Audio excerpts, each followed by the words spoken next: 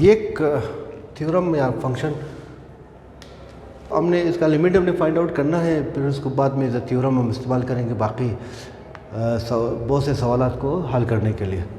अब इसमें अगर आप बज़ाहिर देख लें कि limit x approaches to 0 sine x upon x, अगर आप इसको अप्लाई कर लें तो इसका जवाब आएगा साइन 0 अपॉन 0, यानी ऊपर साइन 0 का साइन 0 आ जाएगा, ये 0.0 इनडिटर्मिनेट फॉर्म की सूरत में आ जाएगी। तो इसको हम एवेलुएट करने के लिए हम एक प्रोसीजर अपनाएंगे। इसको आप ज़रा देख लें कि इसकी एक्चुअल लिमिट वैल्यू क्या आ जाती है। तो उसके लिए हम ये करेंगे कि in order to elevate the value of this limit of this function we draw a unit circle. आप एक यूनिट सर्कल ड्रा कर लें, ये सर्कल ड्रा कर लें, इसका सेंटर है, ये जो नुक्ता यहाँ पर काट रहा है इसको L, यहाँ पर ये पॉइंट P। तो लेट कंसीडर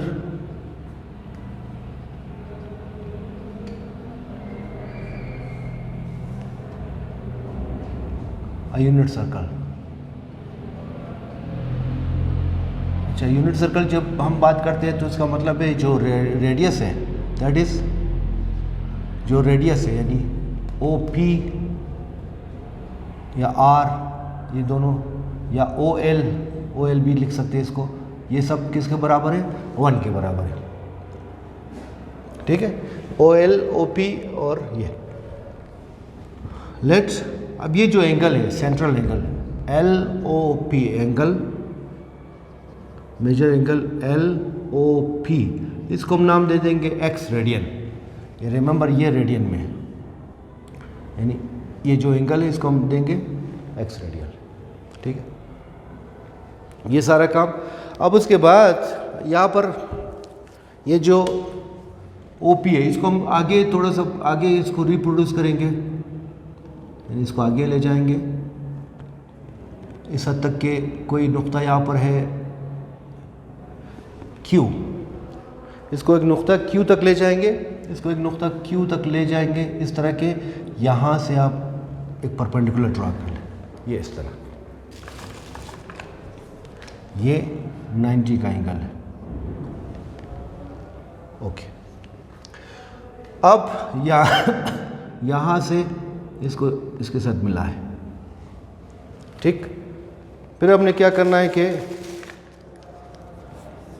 ये 3 चीज़ बन गई, एक है ट्राइंगल LOP, एक है ये जो सेक्टर है ये इसको कहते हैं सेक्टर, फिर एक वो ट्राइंगल है LOQ। इन सब का एरिया हमने फाइंड आउट करना है, फिर उसके बाद हम इस तक पहुंचेंगे। तो अब from the figure it is clear that, figure में ये वाज़ेह है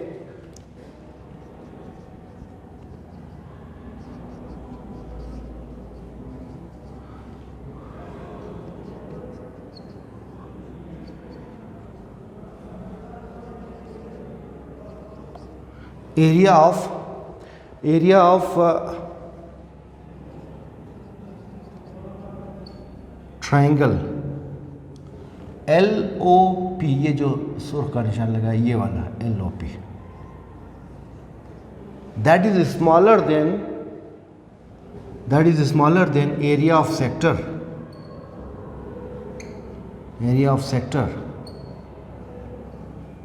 LOP। सेक्टर से क्या मुराद? ये एरिया, ये जो कर्व वाला एरिया, ये वाला और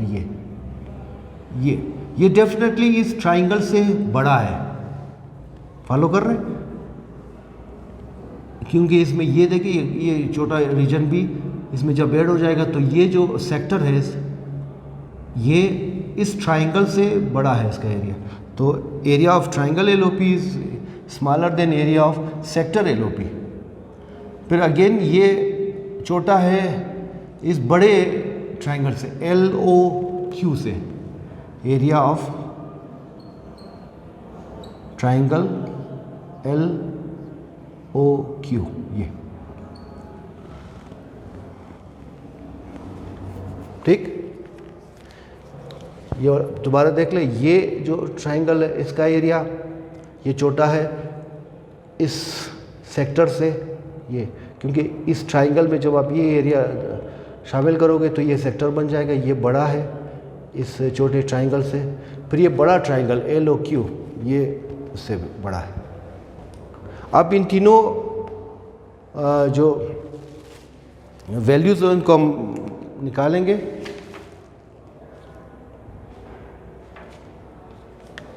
नाउ पहला हम इसको मालूम करेंगे, एरिया ऑफ ट्राइंगल। चलो, एरिया ऑफ ट्राइंगल LOP। अच्छा, एरिया ऑफ ट्राइंगल, किसी भी ट्राइंगल को आप उसका एरिया किस तरह मालूम करते हैं? बेस मल्टीप्लाई बाय एल्टीट्यूड,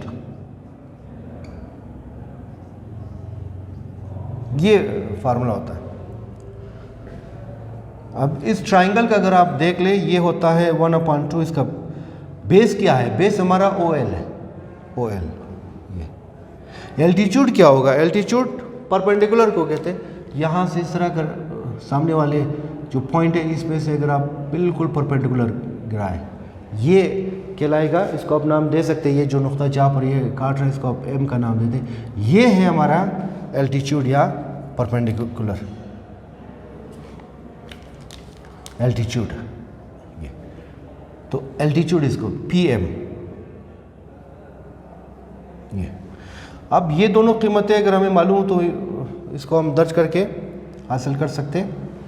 यहाँ पर ये OL, इसको दोबारा मैं लिख लो यहाँ पर रेडियस को, ये रेडियस, ये OP OL, ये दोनों OP OL ये दोनों 1 के बराबर, वो सब रेडियस। अब आप देख ले, ये हमारे पास आ गया 1/2, ये हमारे पास है रेडियस। अच्छा, PM को किस तरह निकालेंगे? PM को ज़रा आप देख ले, ये जो ट्राइंगल है, मैं यहाँ पर दोबारा ड्रा करूँगा, आप इसको देख ले, फिर वापस मिटाऊँगा। ये इसको यहाँ पर आप देख ले ज़रा, मैं इसको एक्सप्लेन कर दूँ। ये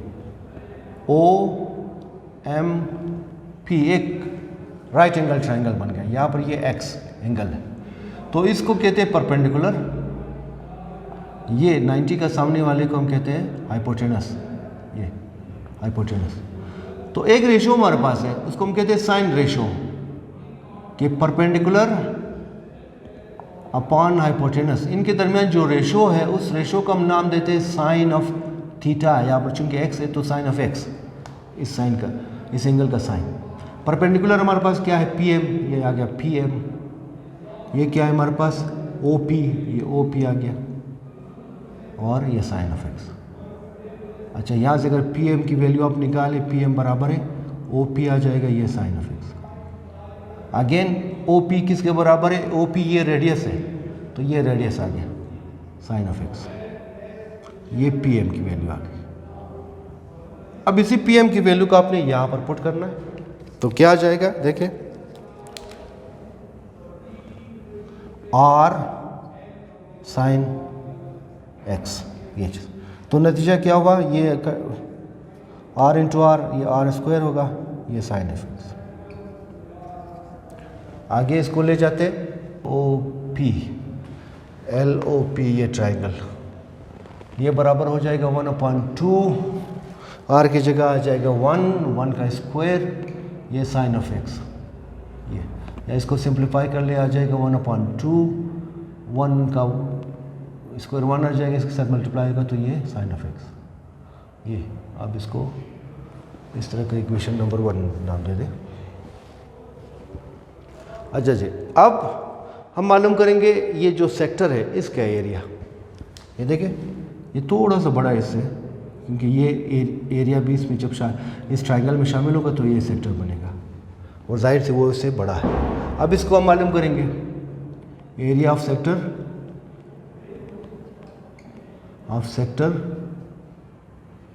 LOP, ये बराबर होता है 1/2 के बेस इंटू आर्क लेंथ,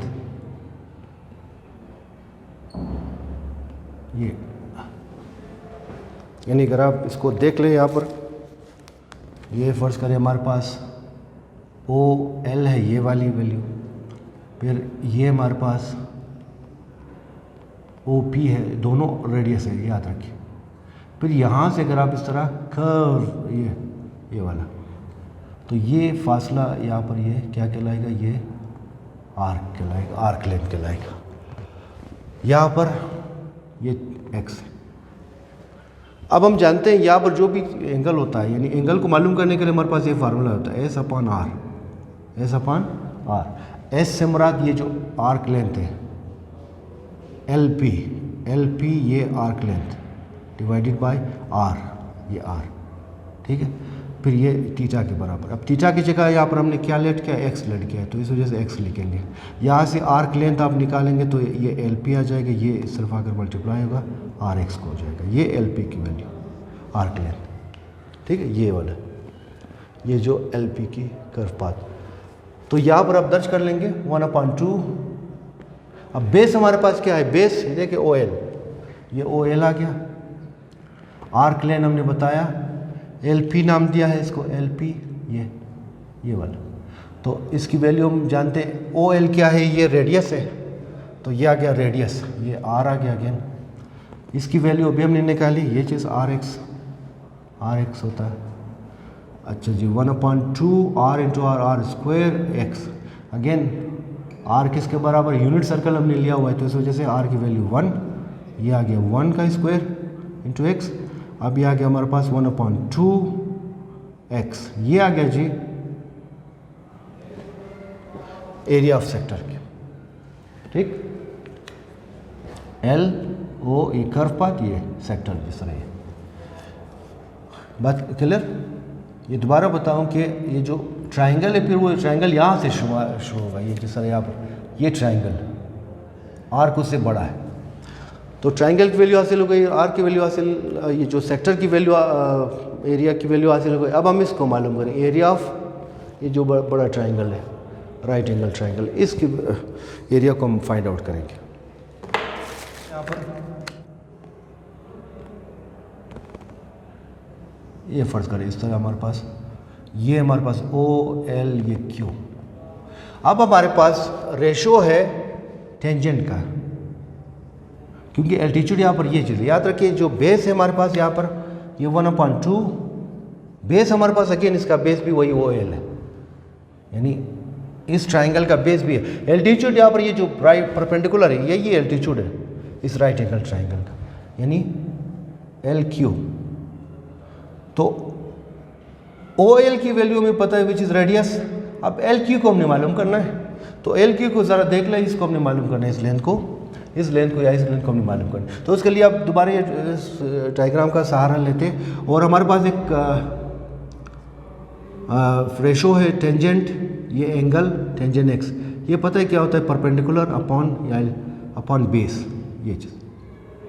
तो टेंजेंट एक्स किसके बराबर होगा, टेंजेंट एक्स बराबर है ये परपेंडिकुलर हमारे पास एल पी, और ये आ गया हमारे पास रेडियस। तो यहाँ से अगर आप एल पी की कीमत निकालें, L P is equal to ये बन जाएगा, ये आर यहाँ पर डिवाइड और सिर्फ जाकर मल्टीप्लाई होगा, आर टेंजेंट एक्स हो जाएगा, ये चीज़ आर टेंजेंट एक्स। ये इसकी वैल्यू का हम यहाँ पर दर्ज करेंगे, आर टेंजेंट एक्स, ये आ गया एल्टीट्यूड की वैल्यू, ठीक है। ये यहाँ पर दोबारा आई होप बात समझ में आ गई होगी, ठीक है। अब आपने क्या करना है, अगेन ये दोनों मल्टीप्लाई होगा 1/2, ये R into R square tangent ये। अब अगेन हम जानते हैं कि रेडियस को हमने चूँकि यूनिट सर्कल लिया, तो ये 1 के बराबर आ जाएगा, 1/2, ये 1 आ गया टेंजेंट एक्स, ठीक है। तो आ गया हमारे पास 1/2 टेंजेंट एक्स, ये आ गया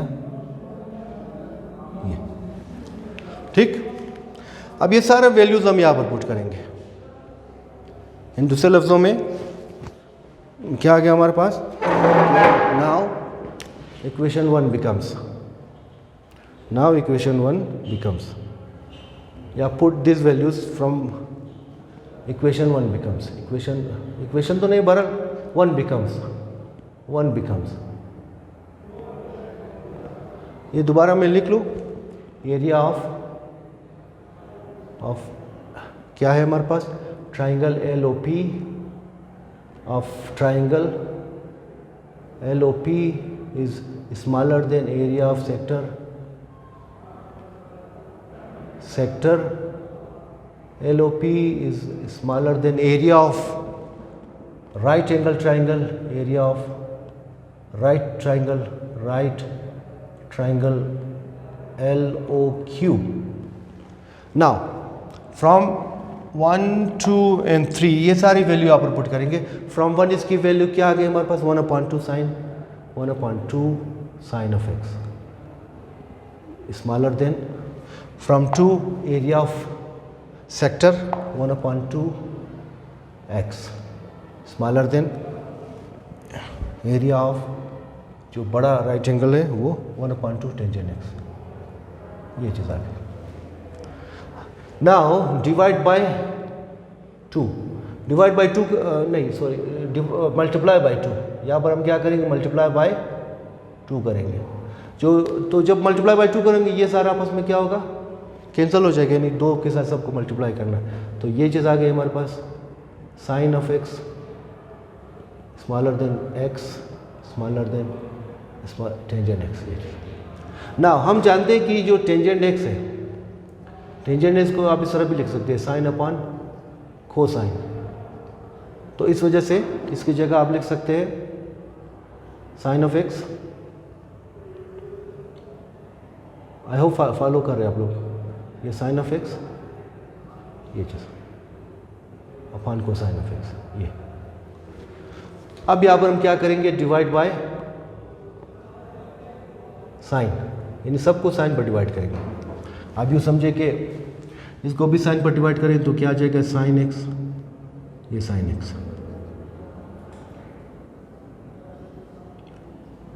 x साइन x, इसको भी साइन पर डिवाइड करेंगे. और इस तरफ को भी, ये क्या है हमारे पास, sine x upon cosine of x है. इसको भी जब आप डिवाइड करेंगे आप इस तरह लिख लें 1/sin x. ये ठीक, आई होप बातें क्लियर हो रही. ये दोनों कैंसिल, ये इससे कैंसिल, तो नतीजा क्या हुआ, यहाँ पर 1 बच गया, 1 x upon sine of x smaller then, यहाँ पर क्या बचा, 1/cosine. ये चीज़. अब यहाँ पर हम लिखेंगे टेकिंग रेसिप्रोकल. क्या, टेकिंग रेसिप्रोकल.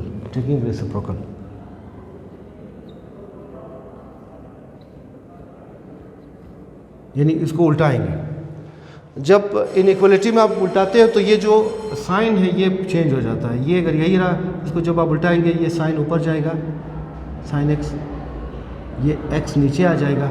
तो ये जो स्मॉलर साइन है वो ग्रेटर साइन में चेंज होगा. इसी तरह यहाँ पर भी स्मॉलर साइन किस में चेंज होगा, ग्रेटर साइन में. ये कोसाइन ऊपर चला जाएगा. अब आपने क्या लेना है, टेकिंग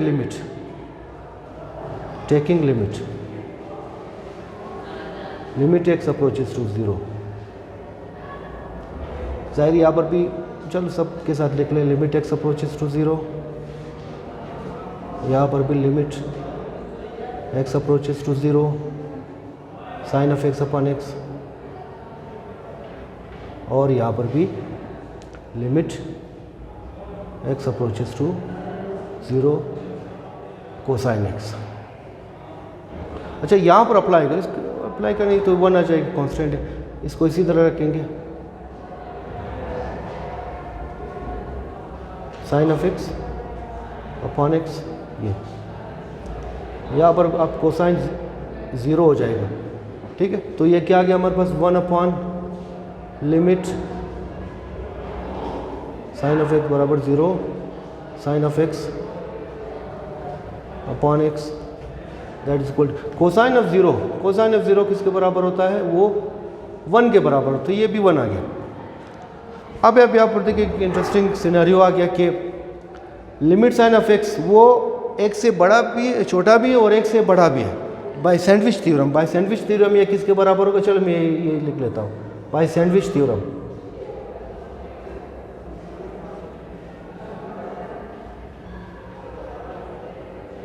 सैंडविच थ्योरम ये कहता है कि अगर कोई फंक्शन एक ही वैल्यू से छोटा भी हो बड़ा भी हो एट द सेम टाइम, इसका मतलब भी वो उसके बराबर है। सो दैट्स वाई ये जो फाइनल रिजल्ट हमारे पास आ गया वो ये आ जाएगा कि लिमिट